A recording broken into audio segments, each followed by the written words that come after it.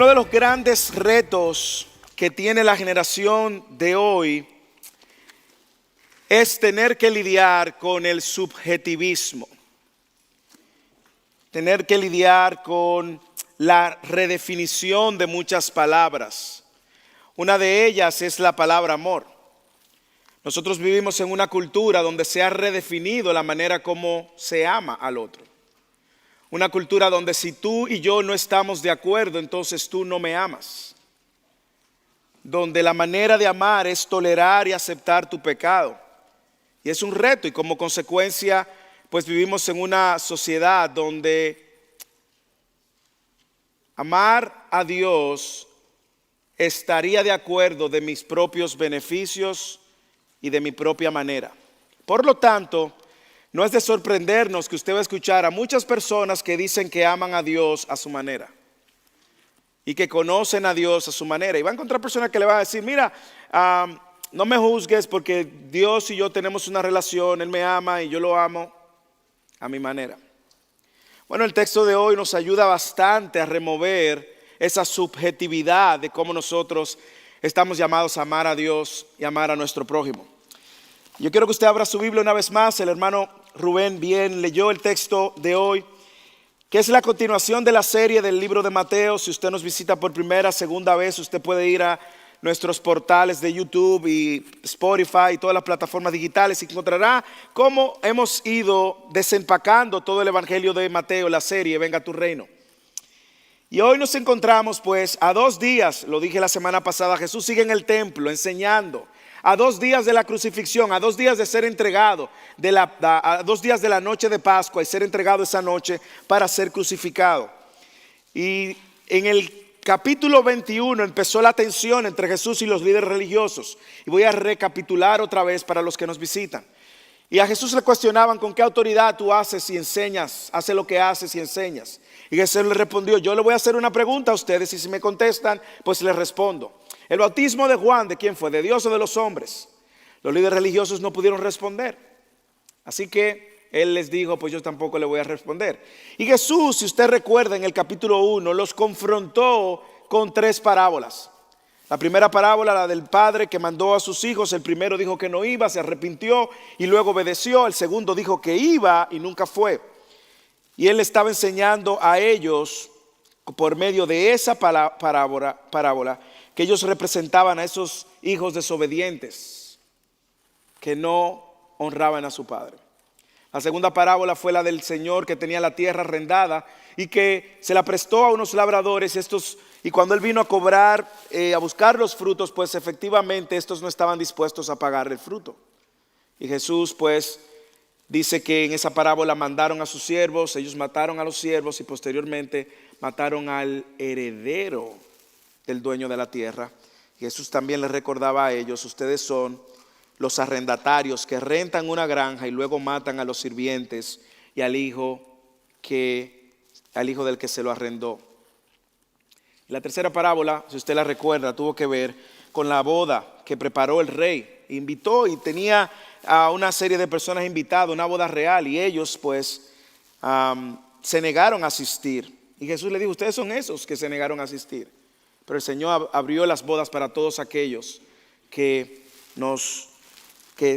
habían sido invitados por el rey.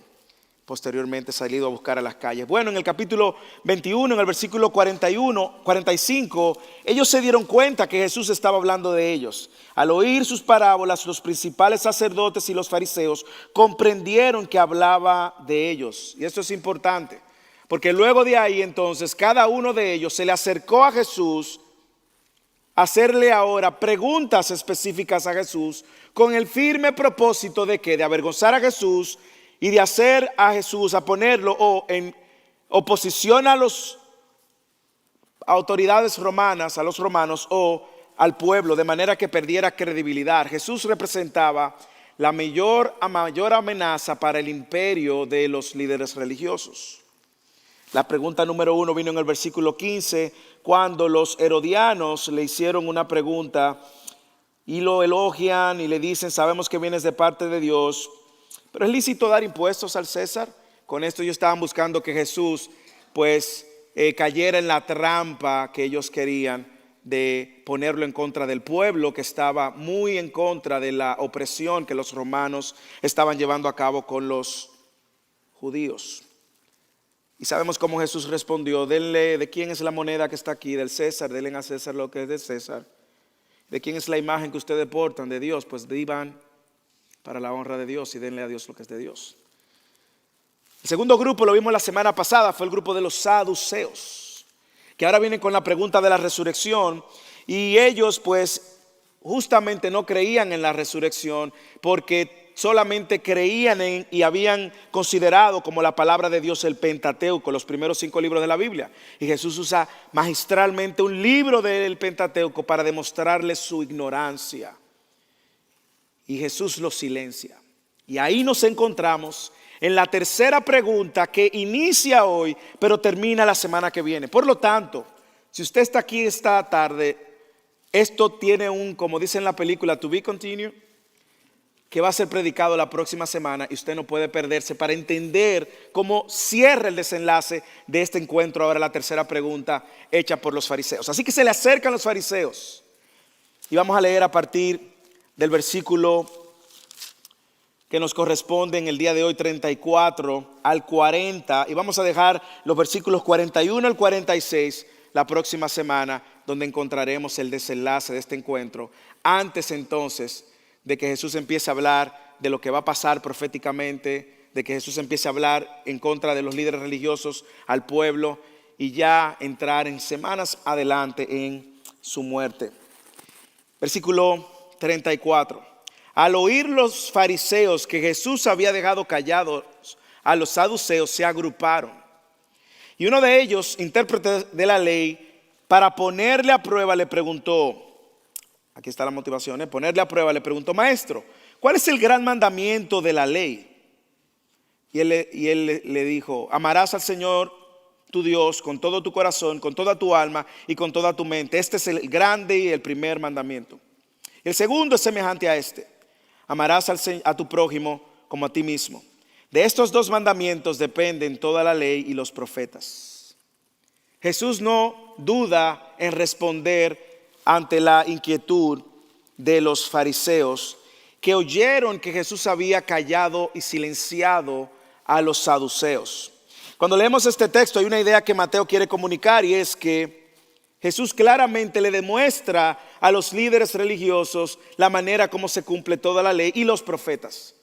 Le deja muy claro que es amando a Dios con todo tu ser y amando a tu prójimo como a ti mismo. Y de esa idea que Mateo quiere comunicar, nosotros aprenderemos justamente el llamado que tenemos como cristianos a amar a Dios con todo nuestro ser y amar a nuestro prójimo con los estándares que Dios nos ha dado. Así que, ante la pregunta, ¿cómo cumplo la ley y los profetas? Aquí están las 2 respuestas. Y ese es el título del sermón: ¿cómo cumplimos la ley y los profetas? Recuerden que para el contexto histórico en que esta narrativa fue dada, ellos solamente tenían una referencia para ser salvos: cumplir la ley y los profetas. Y por eso los fariseos y los demás líderes religiosos habían hecho una serie de reinterpretaciones de la ley y crearon el Mishnah. Y habían entonces que puesto el Mishnah por encima de las escrituras, alejando a la gente del espíritu de la ley y del espíritu de lo que los profetas habían recibido. Y Jesús ahora, en esta sola respuesta, contundentemente pone en evidencia no solamente la ignorancia de estos, sino también la necesidad de que ellos pudieran amar a Dios a la manera de Dios. Sí que se reúnen estos fariseos, no con buenas intenciones, hermanos. No piensen que ellos vinieron con preguntas ingenuas, de que wow, tenemos una inquietud, Jesús. Recuerden que estos líderes religiosos estaban muy inflados por su ego, su arrogancia, su entendimiento. Ellos creían ser la referencia y de hecho eran la referencia religiosa para el pueblo.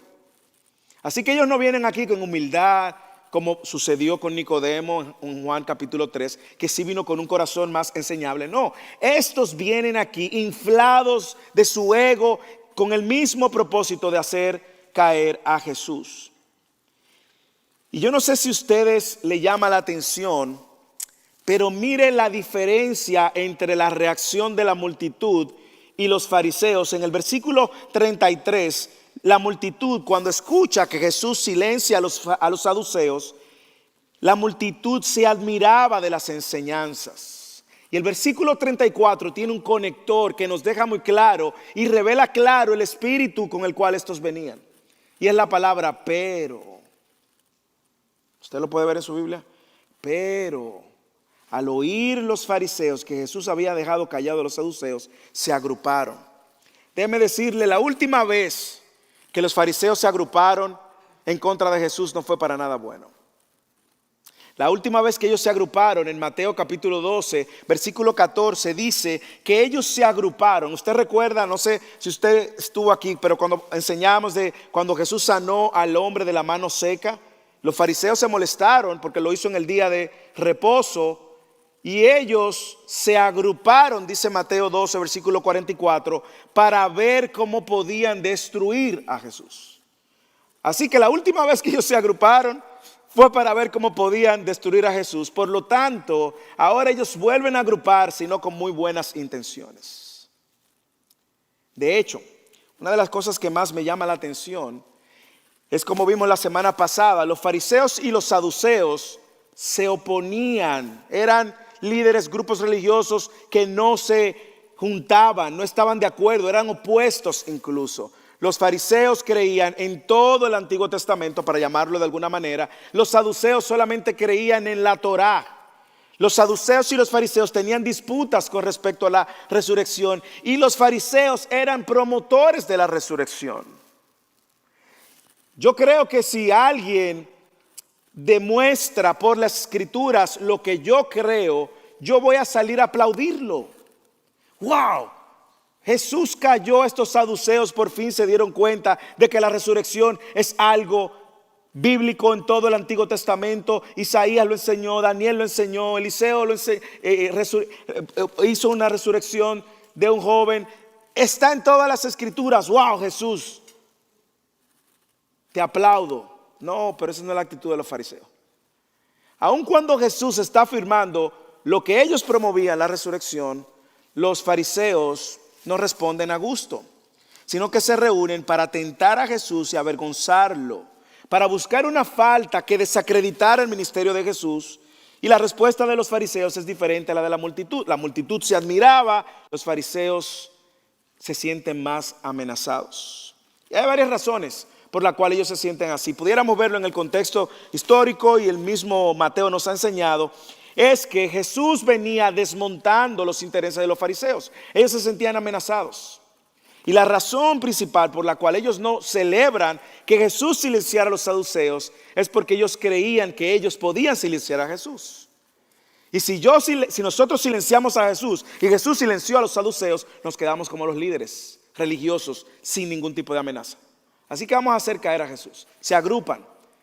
Mandaron, dice en inglés, un abogado, dice la palabra en inglés abogado. Hay algunas interpretaciones que dicen un intérprete de la ley, pero era alguien aparentemente que era muy experto en la ley. Y déjeme decirle, para que entendamos el contexto de esta pregunta. Nosotros sabemos por todos los estudios ya que hemos visto en Mateo y por la Escritura que Moisés había dejado 613 leyes. Esas 613 leyes eran las que ellos tenían que cumplir con el fin de agradar a Dios. Esas 613 leyes, los fariseos la habían clasificado en leyes ligeras, light, y leyes pesadas o heavy, ¿verdad? Leyes de peso. Habían de esas 613 leyes, 248 que eran leyes positivas y 365 que eran leyes negativas, es decir, decías no hagas, no hagas, no hagas, no hagas, no hagas, no hagas, ¿ok? Estas 613 leyes ellos la clasificaban y tenían unas que tenían más peso que otras. Así que cuando el intérprete de la ley viene con esta pregunta, no es haciéndole una pregunta cualquiera. Es que en el mundo de todas las leyes que ellos sabían, ellos necesitaban saber, a ver Jesús, ¿cuál es la que más peso tiene para ti? Si Jesús erraba en esa respuesta, ellos iban a tener argumentos suficientes para denunciar a Jesús o como un maestro falso o como una persona que no conoce la ley para estar enseñando acerca de la ley en el templo. Recuerde que todo esto está sucediendo en el templo. De hecho, si usted lee el capítulo 26 más adelante, dice que cuando Jesús terminó todas estas palabras, dijo a sus discípulos: sabéis que dentro de 2 días se celebra la Pascua y el Hijo del Hombre será entregado y crucificado. O sea, todo esto está sucediendo en el templo cuando Jesús empezó la enseñanza. Así que si Jesús cerraba en esta pregunta, entonces ¿quién eres tú para estar enseñando de la ley si tú no sabes cuál es la ley que tiene más peso? Y me encanta ver a Jesús, la manera tan directa, precisa, así como le respondió a los herodianos, así como le responde a los saduceos. Jesús viene y va al corazón de su religión de nuevo. Y cita Deuteronomio capítulo 6, versículos 4 y 5. Lo que se conoce como el Shema, que es la oración que todo judío ortodoxo a la fecha, hoy, hace 2 veces al día. Así que en Deuteronomio capítulo 6, versículos 4 y 5, Jesús cita entonces Deuteronomio diciéndole estas palabras: escucha Israel, el Señor es nuestro Dios, el Señor uno es. Amarás al Señor tu Dios con todo tu corazón, el texto que leímos al principio, si usted estuvo temprano, con toda tu alma y con toda tu fuerza. Y como dije, esta era y ha sido la oración que más ha permanecido a través de la historia del pueblo de Israel hasta esta fecha hoy. De hecho, Deuteronomio, para los que están viniendo al instituto los miércoles, aprendimos que es reconocido como la segunda ley, porque es el libro que se da a la generación, no que pereció en el desierto, sino a la generación que iba a entrar a la tierra prometida. Y cuando usted lee el libro de Deuteronomio, va a encontrar el énfasis que Dios hace una vez más para esta próxima generación. Recordar, y los padres enseñarle a sus hijos y los hijos de los hijos, y mantener de generación en generación la verdad de que amarás al Señor tu Dios con todo tu corazón, con toda tu alma, con toda tu mente y con todas tus fuerzas. Así que cuando venimos a la pregunta de cómo cumplo toda la ley, el primer respuesta es con todo tu ser. El primer punto es con todo tu ser. Esa es la manera como lo vas a amar. Y cuando Jesús responde de esta manera, Jesús está recordándole 2 cosas. Y yo quiero que usted grabe esto en su corazón. Jesús no está dando una recomendación aquí para que la gente lo escuche y lo considere. Jesús está dando un mandamiento para obedecer. Y en los mandamientos no son opcionales. ¿Ok? Así que cuando Jesús toma y conecta ahora con Deuteronomio capítulo 6, versículos 4 y 5, está dándole el corazón de su religión y diciéndole, claro, es fácil. Jesús no hizo una pregunta, no tuvo una intervención adicional. Él dijo: amarás al Señor tu Dios con todo tu corazón, con toda tu alma y con toda tu mente. El texto paralelo de Marcos dice: y con toda tu fuerza. Y no se me pierda aquí que hay gente que dice que somos alma, mente, cuerpo, espíritu. No. No somos tantas cosas. ¿Ok? Porque entonces si es así, Marcos dice que somos 4 cosas. No es eso lo que está enseñando aquí. Lo que está enseñando el texto es que estamos llamados a amar a Dios con todo nuestro ser. Todo nuestro ser. Todo lo que somos. Todo lo que pensamos. Todo lo que sentimos. Y todo lo que hacemos debe orientar y debe estar orientado a amar a Dios con sus estándares. Ese es el segundo punto que nos deja claro Jesús, es que debemos amar a Dios con los estándares de Dios y no con nuestros estándares. El problema hoy en día, como decía al principio en la introducción, es que nosotros vivimos en una sociedad tan relativa que quiere relativizar la manera como nos vamos a acercar a Dios y cómo vamos a amar a Dios. Y usted sabe qué es lo peor, hermano, hermana, que eso se ve dentro de la iglesia también. Nosotros queremos amar a Dios con nuestro estándar, con nuestras condiciones, con nuestra limitación del tiempo que nos queda. Y justamente por esa relativización o esa manera relativa de ver cómo Dios como nosotros queremos amar a Dios, pues así mismo vivimos la fe, hermanos. Esto tiene un impacto en la manera como nosotros vivimos cada día. Porque si Dios me está dando un mandato de amar a Dios con todo, Él está estableciendo el estándar, no yo. Yo no soy Dios. Él es Dios. Me encanta que Marco incluye toda nuestra fuerza para que quede claro que aún lo que nosotros hacemos, la manera como administramos nuestra energía y nuestro tiempo debe perseguir amar a Dios. Dios espera que le amemos con total entrega y devoción. Nosotros no decidimos cómo amamos a Dios. Dios ya ha dicho cómo Él quiere que le ame. Y yo sé, aquellos que estamos casados hemos lidiado con la tensión de la manera como queremos amar a nuestras esposas y versus la manera como nuestra esposa espera que les amemos. ¿Y qué hacemos muchas veces? Nosotros somos muy, mira, una flor, y la esposa tuya, a mí las flores no me gustan, se marchitan. Ámame con tu tiempo, escúchame. Y no sé si usted le ha pasado en su matrimonio, pero todo matrimonio ve esa tensión entre la manera como el hombre cree que está amando a su esposa versus la manera como la esposa cree que, como ella quiere ser amada. Y viceversa. La mujer entiende que hay una manera de amar al esposo y el esposo tiene otro canal y otra frecuencia diferente. Y es justamente toda la vida que nos va a tomar aprender finalmente cómo amar a nuestras esposas y cómo las esposas amar a nuestros esposos. Bueno, yo les puedo decir que he aprendido, a mi esposa le encanta que lave los platos sucios.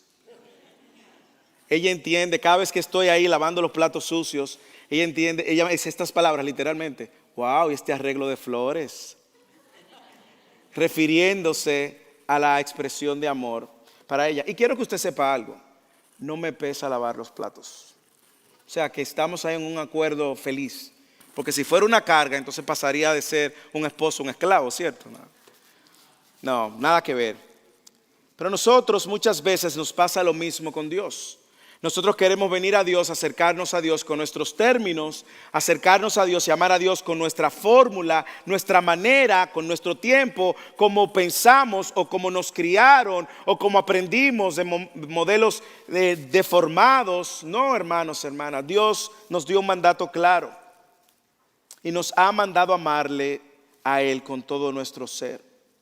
Es increíble que la palabra amor que se utiliza en hebreo, no voy a dar una clase de hebreo ni tampoco quiero confundirlo, pero la palabra amor que utiliza en hebreo, ese verbo en Deuteronomio capítulo 6, versículo 5, se refiere principalmente a amar con la voluntad, amar con la acción. En el contexto de ese pacto, amar entonces con la obediencia.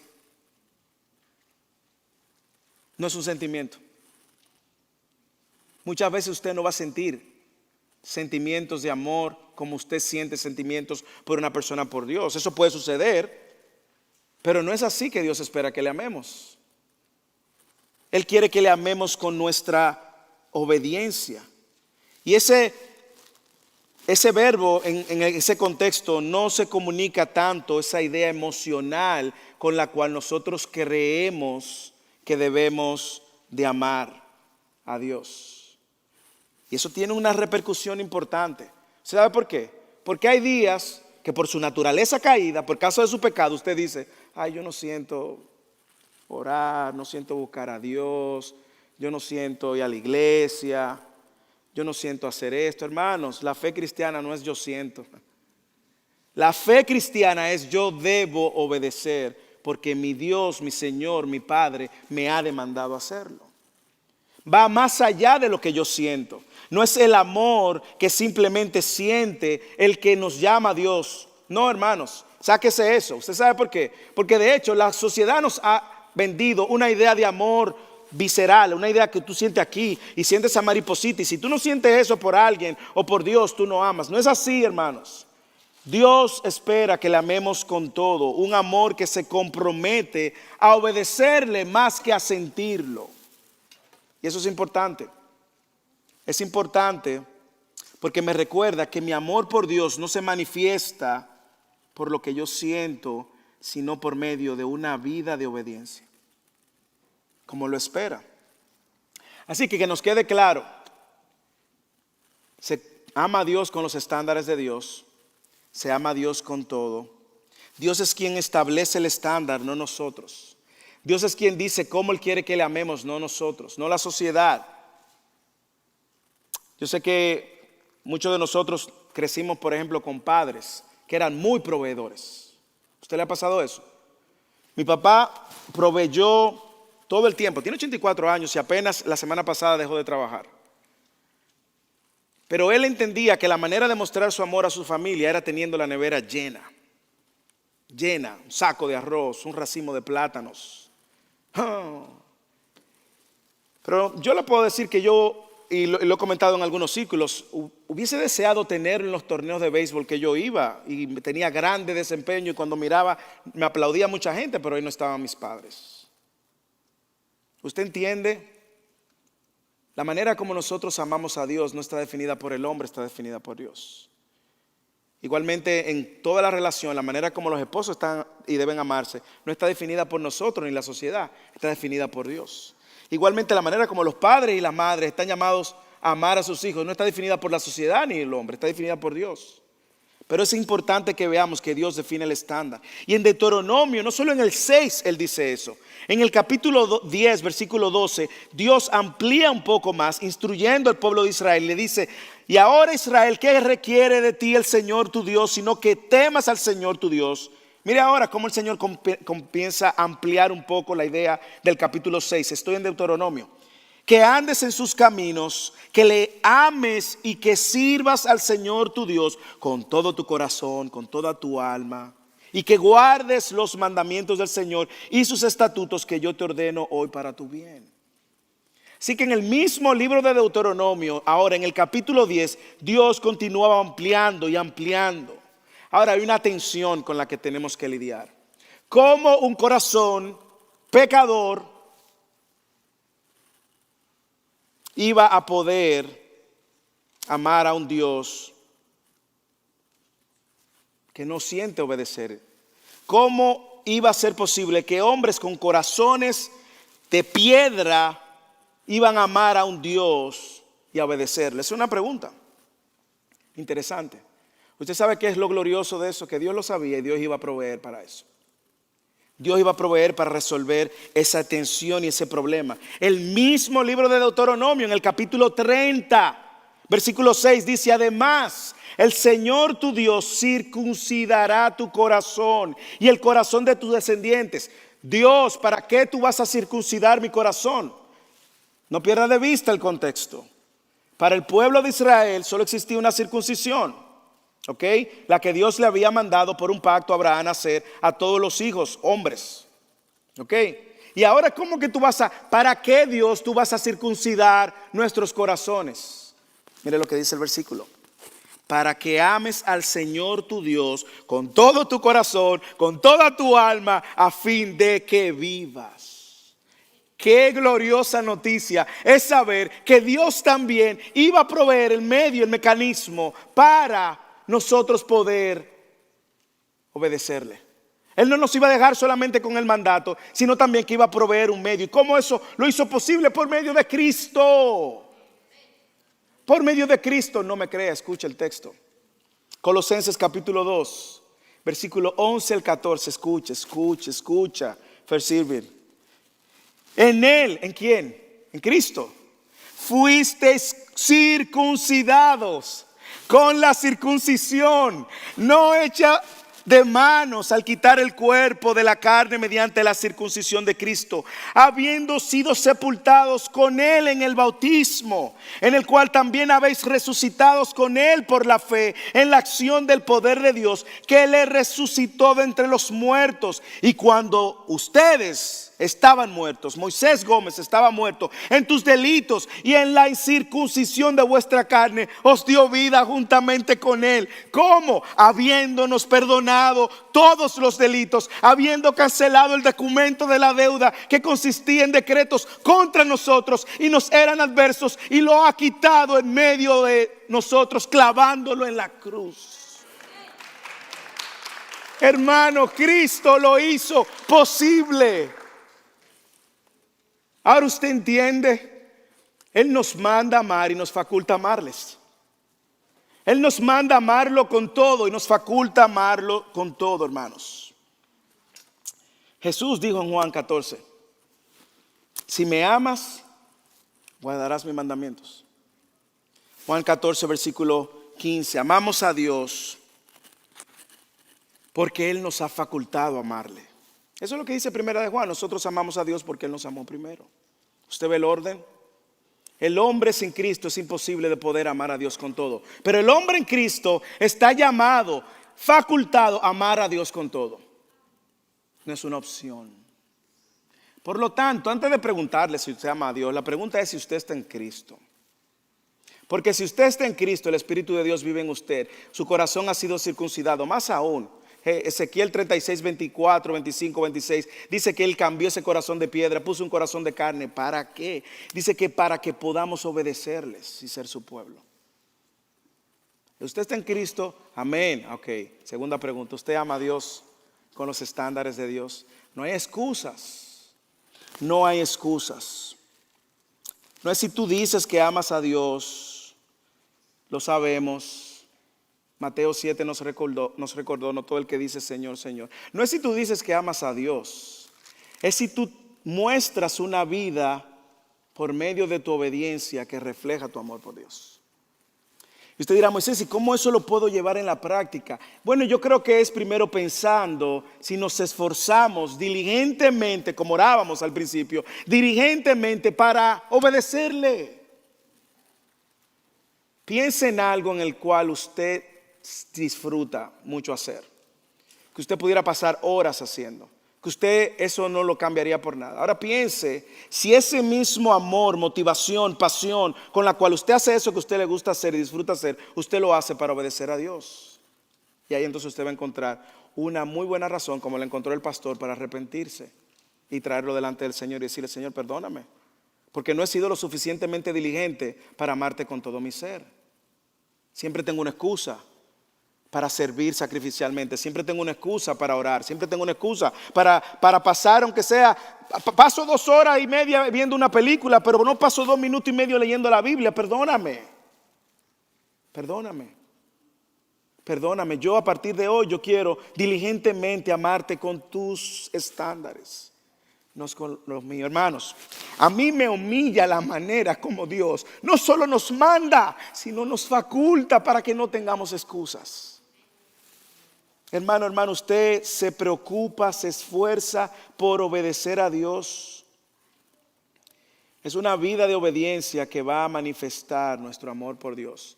No solamente venir aquí y cantarle al Señor, te amo, yo te amo. No, el lunes es ahí en medio de la tensión del matrimonio, en medio de la tensión de la crianza, en ese requerimiento que Dios nos ha dado de ser cristianos a tiempo completo.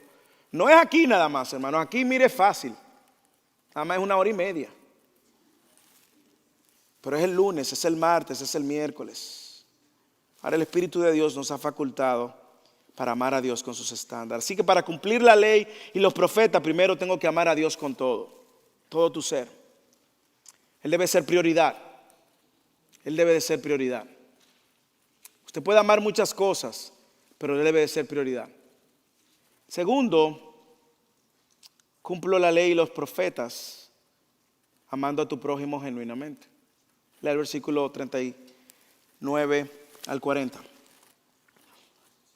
Aunque los fariseos no le preguntaron por el segundo, Jesús sí le dijo el segundo. Y el segundo es semejante a este: amarás a tu prójimo como a ti mismo. De estos 2 mandamientos dependen toda la ley y los profetas. Usted puede ver como orábamos y decía el hermano Rubén, esta relación vertical y horizontal. De nada sirve que usted diga que ama mucho a Dios si trata como enemigos a su prójimo.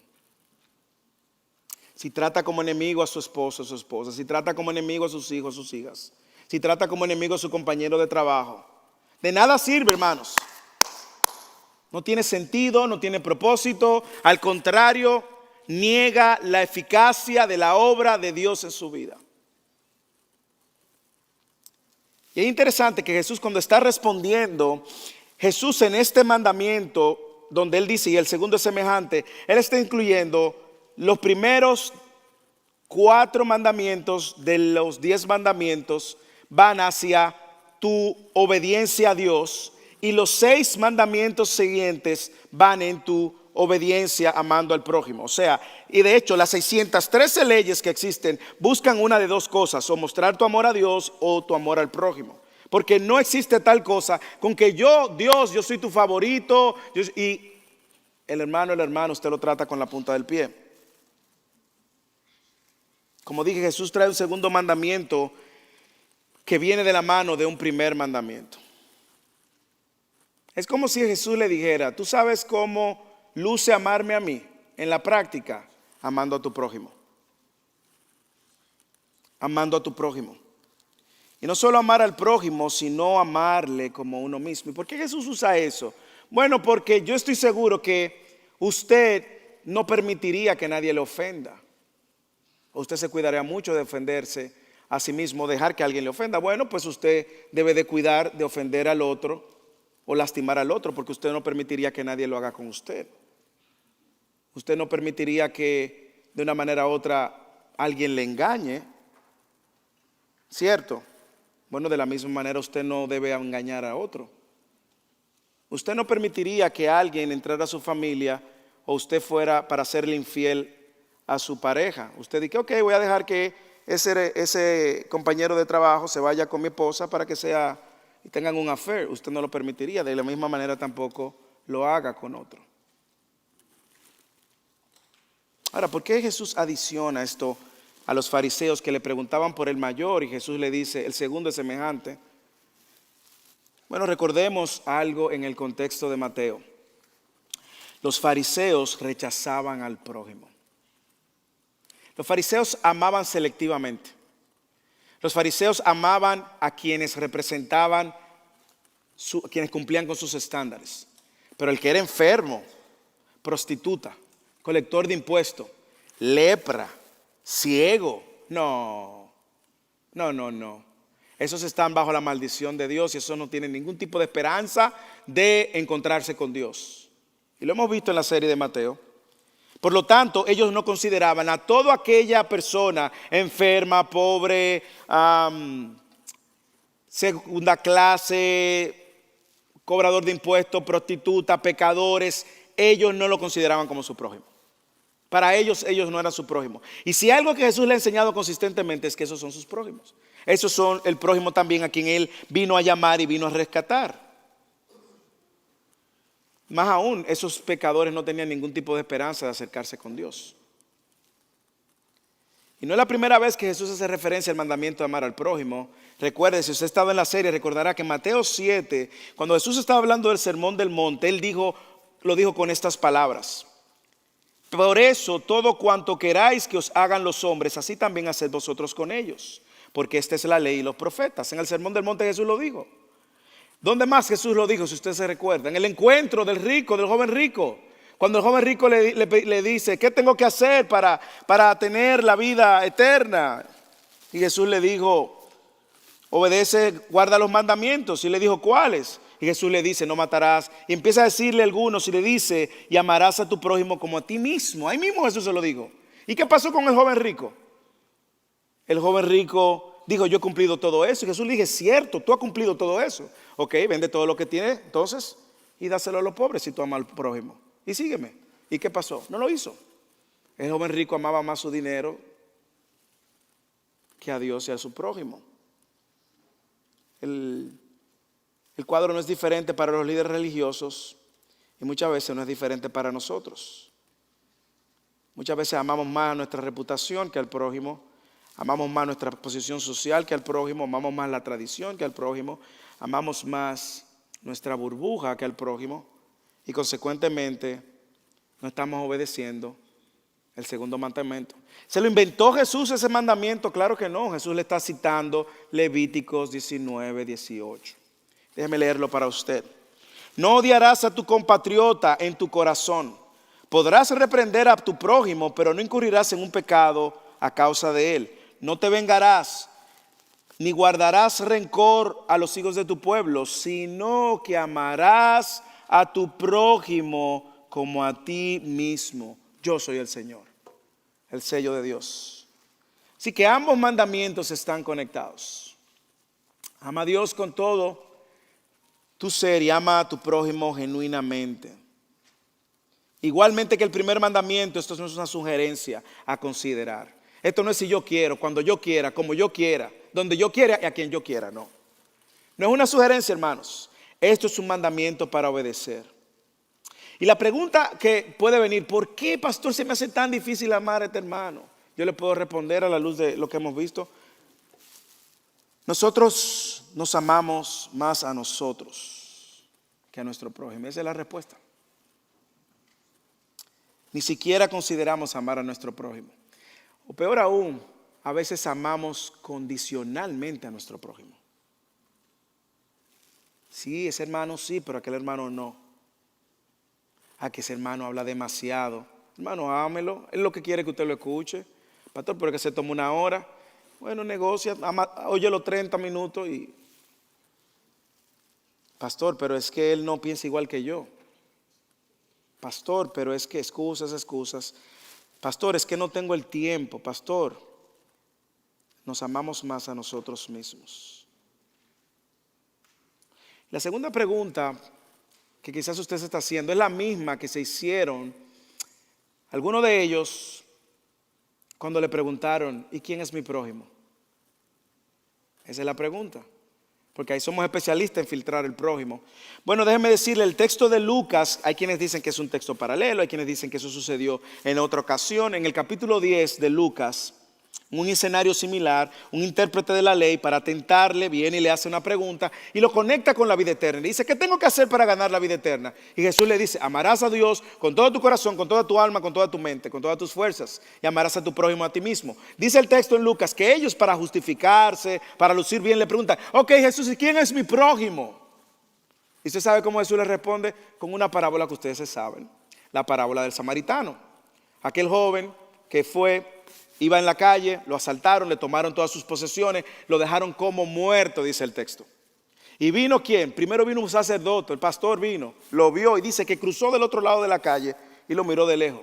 Después vino el líder de adoración, un levita, lo vio, cruza del otro lado de la calle y lo ignoró. Y después vino uno que culturalmente era su enemigo, un samaritano, uno de Samaria. Y dice que aquel hombre lo toma, lo monta en su cabalgadura, en el caballo, burro, lo que tuviera, yegua, no sabemos. Pero lo monta, lo lleva a una posada, lo cuida por un tiempo, lo sana, venda sus heridas. Al día siguiente pagó, o sea, se quedó con él toda la noche. Al día siguiente pagó y le digo al del mesón, cuídalo y todo lo que él gaste cuando yo regrese te lo pagaré. Y luego Jesús le pregunta al intérprete de la ley, ¿cuál de ellos, de estos tres, demostró ser el prójimo del que cayó en manos de los salteadores? Y él dijo, el que tuvo misericordia de él. Jesús le dijo, ve y haz lo mismo. Ahora déjeme aclarar algo. Jesús está asociando la palabra prójimo con una persona que tiene misericordia. Pero más aún, Jesús está asociando la palabra prójimo como el que actúa la misericordia indiscriminadamente. Aquel que teniendo una necesidad, usted extiende misericordia. Aquel a quien requiere compasión, usted extiende compasión.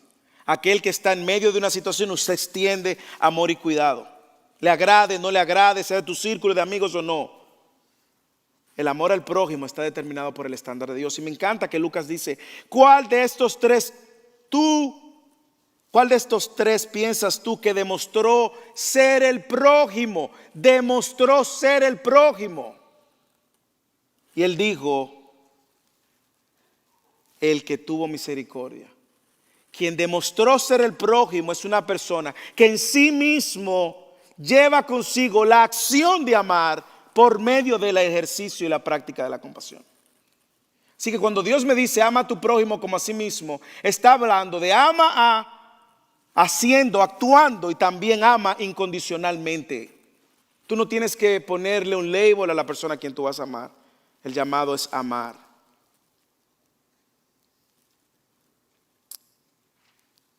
Ama a tu prójimo genuinamente. Y Jesús dice esto, ¿usted sabe por qué? Porque existe una relación entre amar a Dios y amar a los hijos de Dios. Mire cómo lo dice Primera de Juan, capítulo 5. Todo aquel que cree que Jesús es el Cristo es nacido de Dios. Y todo aquel que ama al Padre, ama al que es nacido de Dios. ¿Usted ve la relación? Todo el que nació de nuevo en Cristo es hijo de Dios. Por lo tanto, todo el que ama al Padre también ama a los hijos de Dios. En esto sabemos que amamos a los hijos de Dios, cuando amamos a Dios y guardamos sus mandamientos. En otras palabras, el verdadero cristiano ama a Dios amando a sus hermanos. El verdadero cristiano ama a Dios amando a sus hermanos. Hermano, hermana, ¿usted ama al prójimo? ¿Es usted un buen prójimo? ¿Usted ama selectivamente a su prójimo? Déjeme hacerle la pregunta diferente. ¿Existe alguien en esta iglesia o fuera de esta iglesia a quien usted como hijo de Dios le cuesta amar? Si es así, ore, hermanos, porque el Espíritu de Dios nos ha facultado amarles. ¿Qué usted cree que Dios nos manda hacer con personas así? Dios nos manda amarlos con sus estándares, no con nuestros estándares, sino con el de Dios. Esposos, maridos, ¿usted sabe que su esposa es su prójimo también? Esposa, ¿usted sabe que su marido es su prójimo? Y Dios ha establecido también que en este mandato de amarlo, y lo incluye a él y a ella. Padres, sus hijos también. Sus hijos, Dios nos ha dicho cómo amarlos a ellos con el estándar de Dios, no con nuestros estándares, ni como dice la sociedad. Hijos, ustedes también tienen un mandato. Y hay tanto, hermanos. Hay tanto. Pablo dice en Romanos, incluso sopórtense unos a otros. Iglesia, la manera como nos estamos amando unos al otro, es una manera que honra a Dios. Yo le puedo decir que hay mucha necesidad en medio de nuestros hermanos. Y usted sabe quién es el brazo para amar, cuidar. Es usted, soy yo. Y eso va en dos direcciones. Ese amor va en dos direcciones. Uno, en estar dispuesto a amar sacrificialmente. Y dos, en dejarse amar sacrificialmente. Porque muchas veces por nuestro orgullo nosotros no queremos recibir la ayuda de nadie. Hermano, ¿cómo puedo orar por ti? No, todo está bien, bien, sí, todo está bien. ¿Y usted está bien? Sí, sí, todo está bien. Ah, pues tenía pecado esta semana. Todo está bien, hermano. Todos estamos bien, bien, bien, bien. Nunca hay un motivo de oración, nunca hay una lucha. En ocasiones se termina el servicio. Yo le digo, hermano, salude a alguien, pregúntele a alguien cómo puedo orar por usted. No, hermano, la iglesia existe para mostrar al mundo el amor de Dios. En esto sabrán que son mis discípulos, si se aman unos a otros. Hermanos, que el Señor nos ayude. El Señor nos ayude. Amar al prójimo es una invitación a amar obedientemente, diligentemente, sacrificialmente y gozosamente. Por eso Juan, en el Evangelio de Juan, en el capítulo 15, dice, versículo 13, nadie tiene un mayor amor que este, que uno que da su vida por sus amigos. Y vosotros sois mis amigos, hacéis lo que yo os mando. Ahora, quiero terminar este sermón recordándole de alguien que obedeció perfectamente ambos mandamientos. Cristo Jesús. Cristo Jesús amó al Padre obedientemente, dando su vida voluntariamente, obedientemente, sacrificialmente, diligentemente. Y Él dio su vida, nadie la quitó, y en eso Él estaba bajo la obediencia de que la Trinidad, en triunidad, se pusieron de acuerdo y Él asumió el peso de la responsabilidad obedientemente, diligentemente, sacrificialmente, gozosamente. Porque Hebreos capítulo 12 dice que por el gozo puesto delante de Él sufrió, padeció. Cristo amó al Padre con todo su ser. Cristo amó al prójimo, claro. Cristo amó al prójimo obedientemente, diligentemente, voluntariamente, sacrificialmente. Él mostró su amor por nosotros, dando su vida por rescate de los suyos. Y ahí está todo el que está en Cristo. Dígame si eso no es una buena noticia. La buena noticia, hermanos, es que donde nosotros fallamos, Cristo fue perfecto. Y probablemente usted está aquí y dice, ay pastor, yo he fallado amando a Dios y amando a mi prójimo. Que usted no tiene idea, Cristo no falló. Y en Él encontramos perfección, pero también en Él tenemos el mandato de obedecer. Y el Nuevo Testamento tiene dos grandes mandatos, este y el de la Gran Comisión que veremos en Mateo 28. Si tú nos visitas por primera vez, no tienes esa relación con Cristo, invitaciones para que vengas a Cristo. Hay un llamado que Dios te hace a ti, a arrepentirte de tus pecados, a confiar que Cristo es el único Señor y Salvador de tu vida y a someterte a su liderazgo y su señorío por siempre. Pero debes de reconocer tu necesidad y tu incapacidad de salvarte por ti mismo. Así que si tú nos visitas por primera vez, Dios te llama a arrepentimiento.